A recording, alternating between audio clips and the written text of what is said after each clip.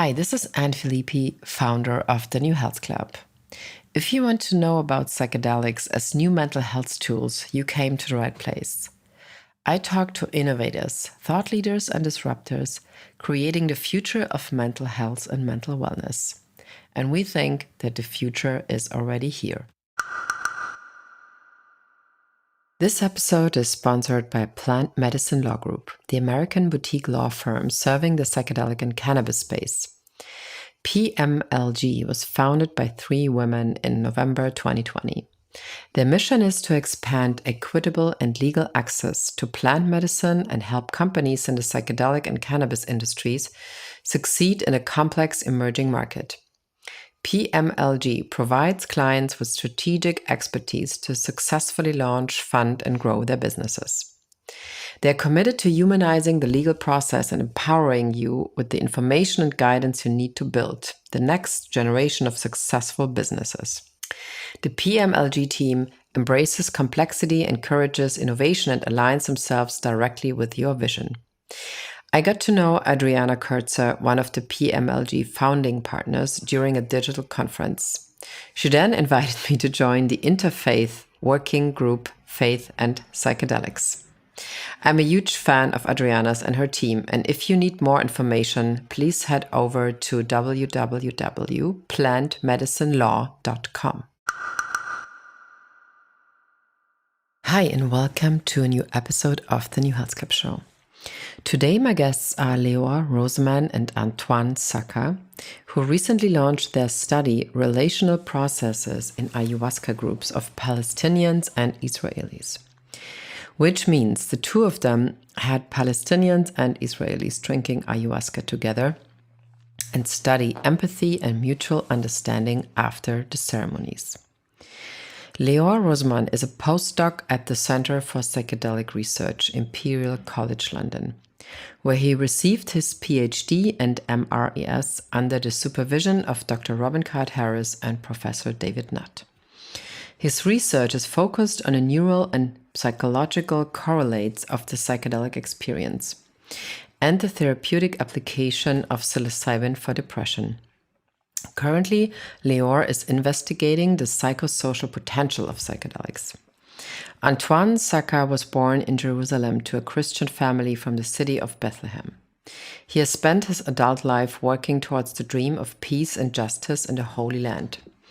He spent 5 years at the Holy Land Trust, serving also as director of programs where he experienced community healing approaches that strengthened his interest in nonviolent, compassionate activism.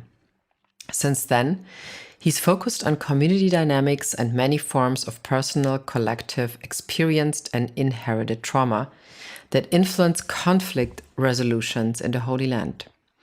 He believes that healing the pain of the past is a prerequisite for healthy relationships between nations and, ultimately, peace.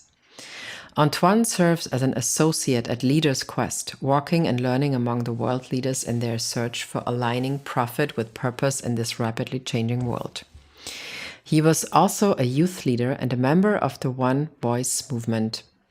Antwan graduated from the Arab American University of Jenin with a BA in public law. So here they are, the two of them, with a very special topic. Since Leor and Antwan's paper, to quote the study, presents a phenomenological investigation centered on intersubjective and intercultural relational processes, exploring how an intercultural context affects both the group and individual process. So you could also say that Leor and Antwan are looking into the pain of a land, the compassion people could have in the future with the support of ceremonies like ayahuasca. And they also explore the ideas our brains have about deep-rooted conflicts and disagreements. Overall, a super fascinating topic, I think. I heard about Leor's and Antwan's study a while ago, and I was really fascinated by the idea and thrilled to learn more. And so now, here they are, talking to us, and I hope you enjoy the show. Here's Antwan and Leor Roseman. I'm super excited to have you guys on the show today. You're both in Israel. with a lot of sunshine as opposed to Berlin, which is very rainy. So, Leor and Antwan, great to have you on the show. And of course, I think we only have one topic today, and it's called your study, Relational Processes in Ayahuasca Groups of Palestinians and Israelis. I mean, if I heard this the first time, I mean, I think it took me like a week to kind of think how this could look like if you put these two groups together. So I think it was in this whole psychedelic ecosystem, it was really the most extraordinary thing or study I heard of. So, of course, the first question would be, how did you guys come up with the idea? Yeah, I guess for me, the beginning was I'm a neuroscientist in Imperial College and doing like neuroscience research for quite a while, and then doing research on therapy for a while. But on the personal level, I'm an Israeli that lives in London and kind of wanted to bring some healing back home. And also a lot of my journeys and my personal processes has been in groups, and the group has been playing an important part of my journeys. So I kind of wanted to expand into studying groups, studying dynamics between individuals, studying relational stuff. So this is the title, Relational Processes. So I had kind of a motivation to do this and a motivation to do work from home. So these two were joined into this idea of studying groups of Israelis and Palestinians to drink together and maybe creating groups like this in the future. With that kind of intention of peace building or liberation, and things like this. But obviously it's also like an idea that's out there, we didn't come up with the idea. It's like the idea of let's, turn on people to psychedelics and it will bring peace is kind of like an idea that's there, part of the culture in a way. Yeah. But I mean, I still feel like, and maybe Antwan, you can talk about this. I still feel like in terms of the classic depression questions, it's like, oh yeah, of course, there's a clinical study. But I feel in terms of these kind of questions, it still needs somebody always to give the last kind of push to do this. Yeah, for sure. In a way, we did jump into studying what exists because this is not an existing project where you have Palestinians and Israelis coming to drink together with an intention of looking at the dynamics of conflict. It's a space where people have been jumping for personal growth, for self-healing, and the reality of the conflict makes it present in those spaces. So in that regard, what was interesting for me from the beginning as an activist, my field is activism, and I've been in joint spaces, what we call joint spaces, that bring Israelis and Palestinians together for the last 15 years of my life. And even in this activism field, we realized that the past has, to a great extent, defined or limited the possibilities. And that past holds a lot of traumatic experiences in it. So coming from the field of activism and trying to understand what has been inhibiting us as two nations to achieve what is possible brought me to encounter the element of trauma in this journey. And once you do start learning more and more about the possible ways of how people are dealing with the personal traumas or the collective traumas, then you start noticing communities who have been doing this again for not necessarily with a focus on the conflict, but personal growth, which in a way brought us to encounter in the study the reality that they've had encounters with the conflict in those spaces, but not necessarily held with that intention. Mm-hmm. Okay. If you read the study, there seemed like 4 physical places where you did this. So what was the environment, or let's say the set and setting where you guys did this? So just to emphasize the study that we did, we started as observational research. So we studied groups that are already happening. We didn't create those groups. So it's kind of a anthropological or a fieldwork kind of study, doing a lot of interviews and people who participated in these groups. So Antwan and me, we did a road trip of a month in Israel and Palestine and interviewed many people. And they come from 5 different groups. Some of the groups are organized by Israelis. There's one group organized by a Palestinian and one by a European. And So that's kind of the context, and it happens all over. So it's like there's no one location. It's like moves between locations. It's usually in nature, but sometimes in houses of people as well. Okay, maybe you can lead us a little bit through the setup of the study. So everybody's meeting in a place, they maybe have a conversation first, and then people had to agree to do ayahuasca also, right? So was there kind of screening calls before or conversations? Because, as we know now, a lot of psychedelic treatments, like even if you go to a simple retreat, you would need like a couple of rounds with therapists or even psychiatrists now, for example, with field trips. So maybe you can talk a little bit about how the preparation, because it's a really very, very emotional topic for these people who were part of the study, right? Sure, yeah. So again, this is not our preparation. This is groups that already happen in the underground. And this is there's the context that's called neo-shamanic. So neo-shamanic context is kind of indigenous meets West. And a lot of times there are communities that form around it. So it's not just like a one-time going to a retreat. It is like drinking with the same group of people that's kind of changing a bit, but drinking on a regular basis, maybe once a month, maybe once a year, depends. Different groups have different frequencies. And screening there sometimes happens. Sometimes it's a bit more loose. It's usually like a friend, bring friends kind of thing. And in many times, the facilitators do a conversation before. But a lot of times it's like a friend is responsible for the friend that he's bringing. And that's kind of some form of screening in a way. Okay. Yeah. Interesting. Okay. And how did you, let's say, pick the people that were actually drinking? Like, was it something that you guys put together, like almost like curated in a way? So we had few connections to those people that are already drinking, and we wanted to interview them, and we asked them their permission. And it's called like a rolling, so it's a rolling procedure. So each one sends us to the next person. Okay. That we interviewed. And we try to make it balanced, Israelis and Palestinian, and gender balanced, and kind of have people from different backgrounds. Yeah. Were you also like kind of joining them in the ceremony, or were you just kind of observing what was happening? Yeah, I did some participatory observations, so means to be part of the ceremony. But most of the data for this study is from interviews. So interviews conducted after the ceremonies. So you talk to people right after, like straight after the... Not necessarily right after. It can be months after, more. Okay. Of course, I read the study, and the couple of quotes from the answers you put in there.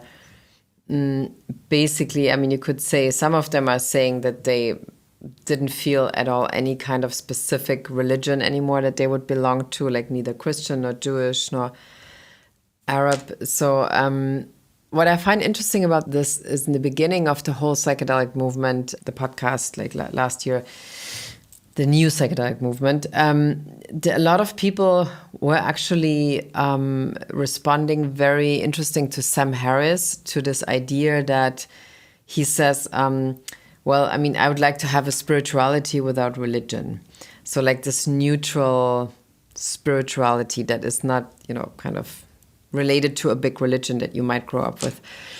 And but we had a couple of conversations also with Zach Kamenetz, and who you might know, the psychedelic rabbi, you could say. And I also talked to him about this, that then often in psychedelic experiences, even if people would like to have a neutral spirituality, they come back to their religious setup without even wanting to have it. Can you guys talk about this, like how this worked in the study, or what your experience was there? We've seen in the investigation that we've did when we interviewed people who've gone and drunk, we've seen how such identities, practices, cultures that we've grown up with, even if we come to reject and do manifest, at some point, if we reject and do manifest, eventually, some experiences with psychedelics. And it's not necessarily that people said that we're back to religion, but they found an element that was a connector for them on the relational level with the collective of the group, or with the land itself, or to the topic of the conflict. So you see mirrors in a sense that people did get from those spaces that also relate to that culture of faith that they come with. Because again, here we're not talking about people who jump to the space intentionally looking as Muslims, Christians, and Jews. Oh, let's look at the conflict. They were going for personal growth, most of them, and that's where those revelations happen, where the connection to the land, the connection to a certain element of faith, let's say, that connects to what's happening in the room emerges. Not necessarily everyone was able to make sense from it, but again, you can hear it in the interviews that people did have those encounters. Some brought them to peace with those elements that they were rejecting in their past, let's say, of faith identities. And for some, it just continued to be just as an encounter that opened their eyes to certain things that they weren't noticing. Okay, interesting. Leor, do you want to add something? Yeah, so definitely we had people, reporting these experiences of oneness beyond identities, kind of the classic mystical union experience in a group. But then many people report actually connection to their culture, or connection to the other culture and religion and stuff like this. So the ceremonies we observed were participatory, which means that usually the ceremony maybe is like in the first half of the ceremony, the facilitators are leading it, but then in the second half, the participants themselves can bring their own prayers or their own music. So there's usually some interaction, musical interaction or religious interaction in the groups. So one of the groups we studied were very much into doing these kind of exchange of religion. So they do like a rabbi who's like a famous rabbi in Israel, who's like an expert in Kabbalah, reads from the Kabbalah, and then the Muslim guy reads from the Quran, and they do kind of a back-to-back in the ceremony exchange. So moments like this happen, and also in people's experiences, sometimes people can experience visions which relates to their own religion. It's about Jerusalem, it's about Jesus sometimes, so it's not completely this religious-free experience. Yeah. Okay. If you think of the study as an experiment where these two kind of positions could meet again on a different level, let's say, what was your hope for the study that would come out, or what was your wish? I mean, one could also say, I hope this is the outcome, and I hope we make progress in this field. Yeah. The hope was to learn from these observations about how to do it in the future. So we just looked at people's experiences and the relational processes, see the potential, and see how the potential can be in the future. But there was like one crucial limitation that for us, what we hope for the future is to solve this limitation. So the limitation is that a lot of what we observed was like very hardcore apolitical. So people would say, we connect as humans, we're human to human, but let's put politics aside. Within peace research, a lot of times there's like a irony in harmony. If you create a harmony in a small group context, but in order to do so, you kind of bypass political reality. In a way, it's just like a type of spiritual bypassing. It can happen. Then it's just illusion of equality that prevents real life change. Because you actually don't really talk about the problems outside of this small group context. So the groups that we observed were very much about harmony and oneness and connection, but they were very apolitical and sometimes kind of in opposition to activism and stuff like this. So what we do hope in the future to see, or maybe create in the future, is groups which are learning how to do this kind of interaction of spirituality and politics. The Israeli-Palestinian conflict is very much about Israelis occupying Palestinians. There is asymmetry there that needs to be discussed. There's inequality, there's injustice, real-life injustice that needs to be discussed, and can be part of the psychedelic process, we believe. It's not necessarily in opposition to it. So we kind of hope to see this interaction of spirituality and activism in a way that doesn't deny activism of its like revolutionary energy that comes with it, or the kind of the need to act. Or in spirituality, that activism doesn't deny from it the human connection, the love, the unity that's felt between people. So to find the fusion between those two. Okay, wow. Antwan, do you want to add something to this? Because you come from the, let's say, the activist background. What we've seen in civil society spaces where Israelis and Palestinians even came intentionally to talk about peace.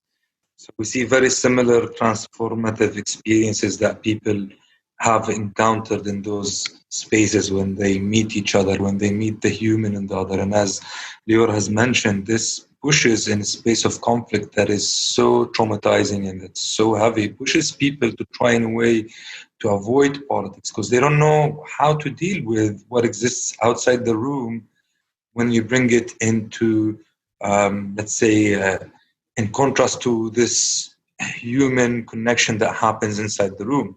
And we know for sure that this kind of spaces are not going to disappear. Israelis and Palestinians will continue seeing each other, whether in joint spaces related to politics or even in just going to therapy. So the wish and the hope for is to be able also to develop whatever tools that can support communities to maintain, to entrench more the transformation that happens in those joint spaces where people do encounter the other in that level. And we're not talking about a regular encounter here. We're talking about an encounter that really goes deeper into showing the humanity into the other of the other. And again, we don't want to lose that transformation, but we don't want to create a bypass. We don't want to create somehow of an illusion that being called humans together would solve our reality. And so to maybe diving deeper into understanding what is missing there to maintain that transformation, to keep it resilient. As mentioned earlier by Leo, the preparation weren't also necessarily done with that intention. It's mostly related to the personal experiences. And so there's a lot of beauty basically that happens in those spaces that we need to look at, learn from, and also integrate in the bigger picture outside. We're talking about relational mechanisms that are being challenged in those spaces, that are being driven out of comfort zone and going into stretch zones. And if that could be done in that space, then we do need to learn what are those things that happen there and maybe to try and open those conversations on the nation level and see what did those people encounter and see and experience that made them see beyond those master narratives that have made us stuck for the last 27 years of a peace process attempt that has failed. Oh, okay. When I listen to you, I feel like, do you think there should be like a psychedelic consultant now for governments in terms of peacemaking efforts? I mean, it sounds now like ho, ho, ho, but it seems like a really good idea because, and for example, I feel like the whole Holocaust thing here in Germany, I mean, there are these monuments, there are these days where you remember the Holocaust, but like, I mean, we talked briefly in the beginning about this. It never really changes anything, I feel. Like the underlying trauma, which we now start to understand with, because of people like Rachel Yehuda and you guys, like, I mean, I feel like when I heard about this the first time, I feel like the whole kind of remembering culture who doesn't exist anyway doesn't really do anything for the real transformation in this thing. So do you think that in the future, like, or in the near future, there might be something like an advisory board for politicians that has experience or like create something like you guys do? Do you think that would make sense? Yeah, for sure. Psychedelics are an amazing tool that can help communities out. Also, we should not rely on them to make peace. We should learn from the process. Yeah. Like space, the window of opportunity, the window of dream. Psychedelics open up for individuals. Is that vessel, is that tool, is that mechanism where people are being able to see again beyond the master narrative and be able to engage in a process that results in, when we say peace, it's a healthy human relation, basically. And we can aspire for it on the collective level. And so, yes, do governments need to learn from what happened in those spaces? That's also part of what our intention is. If we can bring something from what happens there to be shared with the civil society level, that could be shared, that can reflect on, let's say, policies of how do we relate to each other, then yes, there is a lot to learn from there, and we can adapt into day-to-day life. Yeah. We talked about this earlier, that of course people could, let's say, read your study or read about your study and then create a headline like, oh, this is the solution to the problems in the Middle East. And then that's kind of a very short, like over short version of this, what you guys doing. So, and I really would like to talk to you about this, let's say, concern that you mentioned, that this would be like too much of a restricted observation of what you guys are doing. So I'd be happy if you talk about your concerns, what we talked about, how the study could be like perceived as something that might be too easy to put into reality, or the outcome like, oh yeah, okay, it works, let's do it, kind of. This is part of reality. We know that psychedelics are not for everyone. So I don't expect the whole nations in this land, we're talking about 12 million to 13 million people almost by now that are living in the land, to go into psychedelics specialties. That would be very wishful thinking and not necessarily the healthiest approach. But we do know by now that, again, those spaces create processes that we can learn from. So my part, I don't want to create the illusion that an experience on itself can create peace between our nations. We are people who are coming with heavy load. We're talking about 70 plus years of an ongoing conflict, and it's not going to be fixed by just drinking ayahuasca. This needs to be more of a reconciliation process that happens on the larger scale. And that is where the learning happens, the reconciliation that does happen in the process of ayahuasca, that happens with one or with the other.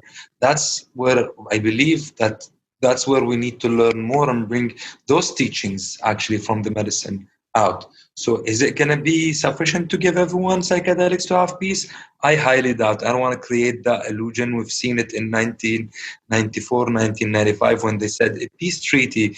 A treaty, it's not even a peace treaty, the Oslo Agreement, which was a phasal agreement. They said a treaty will bring peace. Unfortunately, 27 years down the road, it did not bring peace. It made us into actually a worse position. And so the lessons learned teach us that we should have a process that goes into reconciliation of the deepest wounds, as we've also learned with psychedelics and other experiences that would allow maybe for a huger, larger scale civil society reconciliation. So just to depend on psychedelics would be creating an illusion. Definitely. Yeah, I agree. I think our study sometimes, if it's like just titled, can psychedelics bring peace, or like what we're trying to do is be part of a peace initiative, peace movements. There are many projects working in many directions and many good people around doing different things. And this is our contribution to it. We don't see it as the only solution. We see it as part of maybe a solution, part of a developing approach to the conflict that we're doing. But it's not the solution. It's a part of, hopefully, some solution. Yeah, okay. I mean, the study is executed, you could say, like in the context of Imperial College. Robin was involved, Kat Harris, Natalie Ginsberg from MAPS. So, I mean, how was it perceived in the, let's say, in the science community? Because it is kind of a very unusual, if you look at other studies, like, I mean, once a week there's a study that is, again, like based on, I don't know, like antidepressants, anorexia, addiction. But these kind of topics are very rare. So how's the perception in the, let's say, current science community? Mm-hmm.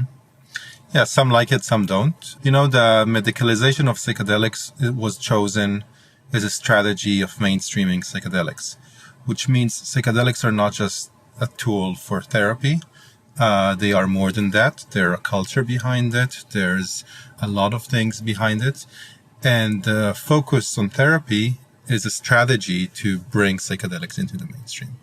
The risk of that is that focus becomes the main thing, becomes the only thing, So what we see now in the medicalization and mainstreaming of psychedelics is that the discourse and the narrative has become so much narrowed on personal healing and personal mental health, that it forgets the bigger picture of things, So what we try to do in our study is also to bring that twist, It's not just therapy. It's also therapy. It's also healing. It's also healing individuals. It's also healing relations. It can also bring other things. It's a cultural tool as well. So people like that because they understand that, they expand it. But some people within the scientific community would rather not to have politics around, They want the straight kind of clinical narrative that won't make them worry too much, Yeah. So I think it's dividing, I think, opinions. Yeah. But I mean, there must be also like other people who think this is like a serious offer to make the world a better place, what you guys are doing. So for sure. Yeah. There must be also people coming in and really kind of wanting to support you with this, right? I mean, in a way that you might not have expected before.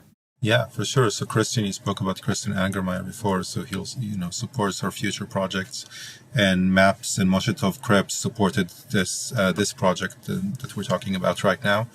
And more people want to be part of this. Yes, definitely. Okay.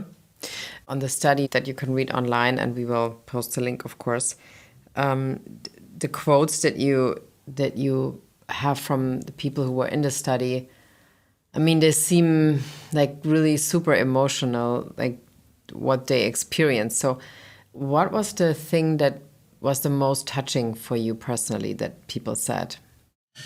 There are a few things, but I think for me, when you do qualitative research, you're always expecting a surprise. You try to bring a bottom-up stories as a researcher. You don't want to impose a theory from the beginning. So what was surprising me also on the emotional level, and I cried in many interviews. I was like crying in many interviews from hearing the stories. But there was stories of trauma that also were igniting hope in people and kind of making people change makers. And when they tell those stories, there's something like it's an event. It's an important event in their life, like having a vision of the collective trauma. So Palestinian having a vision of the Nakba, or Israeli having vision of doing a house arrest and then experiencing it from the side of the family. But what I was excited from hearing those stories is actually what happens immediately after the vision, and they are becoming kind of a messenger or a person who wants to create change, and it kind of brings a lot of hope. And those visions have like almost like a message of liberation or emancipation. And in these moments, I usually like cried, and I cried a lot. So it's like, but something really touched me there. The question of trauma is kind of keeps coming up in this project. So the healing of collective trauma. And I think I saw there another angle in which trauma is also like something you heal, but the healing of it is also a process of like reparation of the future, of trying to create change. So trauma can be hijacked, so if you look at how Israeli state is dealing with the Holocaust trauma, it's kind of hijacked to enforce the Israeli narrative and excuse the way Israelis are treating Palestinians. But it can also be a force of universal idea of emancipation when you connect to it deeply, I think. But those few stories they really ignited that in me. I was really touched by them. So their connection to trauma was making them change makers and seeing themselves as important actors for the emancipation of Palestinians. Mm-hmm. Wow. Antwan, what about you? I mean, similarly, when we did the interviews, I did the portion of interviews with the Palestinians. So when we're talking about Palestinians, we're talking about Palestinians who lived in 1948 and the West Bank here. And when you come and meet the communities right now, you can feel how the identities have been not only segmented, but have shifted over the years in a way, where even the role of what does it mean to be a Palestinian who resides in the state of Israel and a citizen of the state of Israel, what does that mean for Palestinians of 48? And once you hear the stories and you see how they're actually reconnecting to that inherited collective story that connects them to the general Palestinians, what Leor pointed out towards is that really finding that space of what the ground that they're standing on right now means in their life. What's their responsibility? What's their connection to this collective? And how can they become, in a way, some of them did mention about being the middle person in a way between their collective Palestinian brotherhoods and sisters and the Israeli community that they reside within. So you see like that encounter and that owning up of that history, that it's painful, that is usually the last thing we as Palestinians would even identify as part of our identity. Although we speak about it 24 hours, the pain that we've experienced since 48, but we don't necessarily see that it is part of our identity. And the subconscious it is, but it's not necessarily in our conscious. And so people encountering that and it becoming part of their conscious and owning their own inherited pain or personal pain in it. And that comes out in a way where they say, this is where I found my place to what I need to do in this land. This is where I found my connection to this land. And that's the message that I need to carry on. In the interviews that I've done, it has been mostly been about this middle ground in a way. Mm-hmm. We talked about this quickly in the beginning. Do you think that the pain that people might need to experience around their country, I mean, Germany, for example, with the Holocaust, is actually accessible only by psychedelics in a certain way? Because, I mean, of course, like there are these days around the Holocaust on 27th of January, Auschwitz was liberated, and then it's in the news, and then the next day it's like, well, yeah, it was yesterday. And there are all these museums here. I mean, I'm in Berlin here, like the city is full of, I mean, you can't walk like 20 meters without running into a place or a building that's related to the Holocaust. I mean, it took me really a long time to realize that, actually. And I started to think about it when I came back from America. So, and I feel always that people who, like German people I know, who have engaged in a psychedelic experience, a lot of them I talk to, they have met their past, including myself. So, but would it make it easier to engage in that kind of necessary pain or experience around your country? Or is it just like a very hard thing to ask everybody to do? The only tool? No, it's not the only tool. We know that for a fact. If we look at the Jewish-German relations, just right after the Holocaust, there was the recognition, the reconciliation process, reparations, and so on. In a way, that's not an example that we can compare to the situation here, because those elements that I've just mentioned are yet missing in the process. Okay. To say that we only need psychedelics to go there, that would be wrong, to be honest. I've sat with Palestinians and Israelis who didn't try psychedelics, who are deeply entrenched in those stories and are active in those stories. Psychedelics might help us into getting beyond something that is not necessarily a stumbling point for everyone, but for some, when you have a strong master narrative where you cannot see yourself beyond one identity, especially when you're talking about conflict zone, a militarized conflict zone, where fear is deeply entrenched on both sides, where the existence is so much threatened for both sides. The experience of people here is life existence threat, basically. And so is psychedelics the only way? No. Can it help us learn deeply about the importance of those conversations? Yes. The more you encounter those testimonies, the more this is a flag that is reminding us on the importance of doing a deeper reconciliation process. Palestinians and Israelis can sit in a room and talk about how hard their life is from the existing status quo of the last 27 years. They can talk about wishes for peace, but what we've learned in the last 27 years, that's not enough, that we need to deal with the root issue of that depression that we're suffering from on a collective level. And that root is the history of where our relations started to worsen as Jews and as Palestinians. And so, yes, the psychedelics have helped people maybe to bypass whatever was not allowing them to face those narratives. That's where mostly I've sensed it, but it's not the only thing. Can it help? Again, it can help. Yeah. And how would you describe a collective depression? I mean, because that is kind of valid for so many countries with their own history. When you have Palestinian nation or the Israeli nation, and we'll take both separately and we can take them together. When you have Palestinians, for example, looking for recognition of pain that has happened since 48 and not getting it now, there's a depression there of pain where we're not necessarily at ease with being with our day-to-day pain as Palestinians, and that's And you can see it in multiple layers in our life. But the depression that mostly concerned me was, why are we not able to achieve the possibility of peace when both nations said in the 90s that peace is possible? Our inability to achieve it indicates something there. And it wasn't just political, because when you dig deeper, there was a trust issue. And that trust issue, in my experience, it's like an inhibition.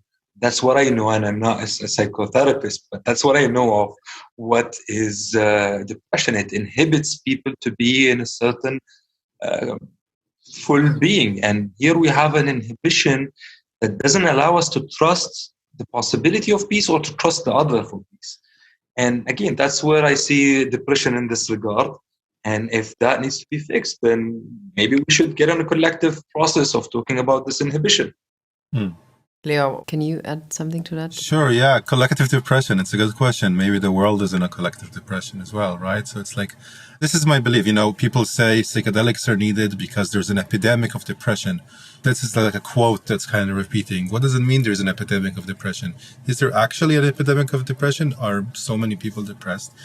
And I think so, and part of my motivation also in this project is to bring more of like social observations into mental health. So alienation and disconnection can obviously be part of a collective depression. So, a culture that is not connected to nature or human to human connection, or maybe spiritual connection. So the kind of alienation of the human brings collective depression to society. And oppression. So with Israeli Palestinian, this is obvious. Oppression brings depression. Oppression brings people who are, giving hope on actually being changing and having ability to change their life, having the agency to change their life. So I think, on the global level, a question of agency. Can we decide on the path that we're going through as humanity? Obviously all of humanity now is facing a crisis.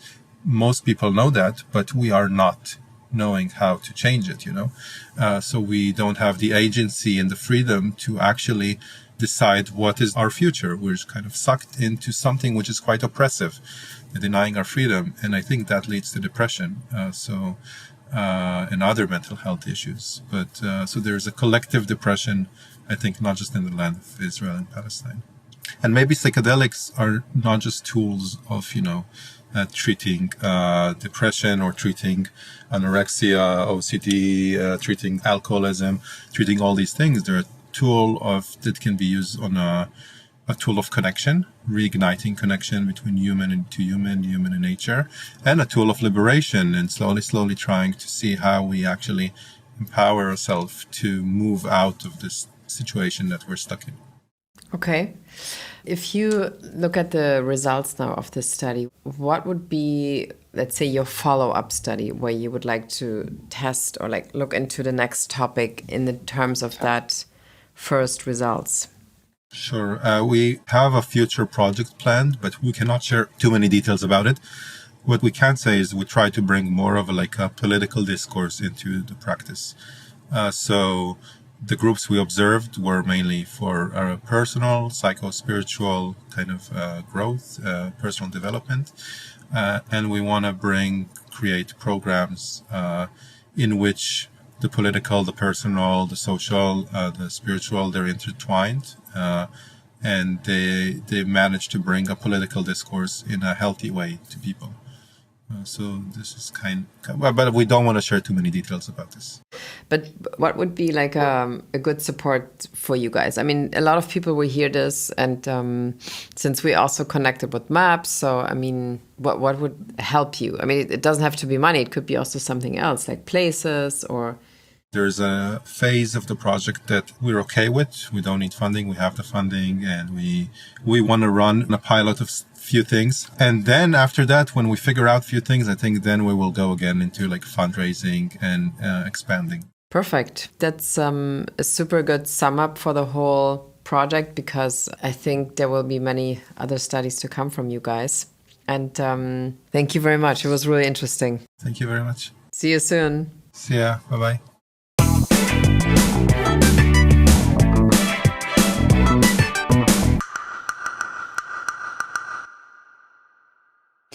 We hope you enjoyed this episode of the New Health Club Show, and please follow us on Twitter, Instagram, Facebook, or if you would like to sign up for our newsletter, please go to www.thenewhealthclub.de and subscribe to the newsletter.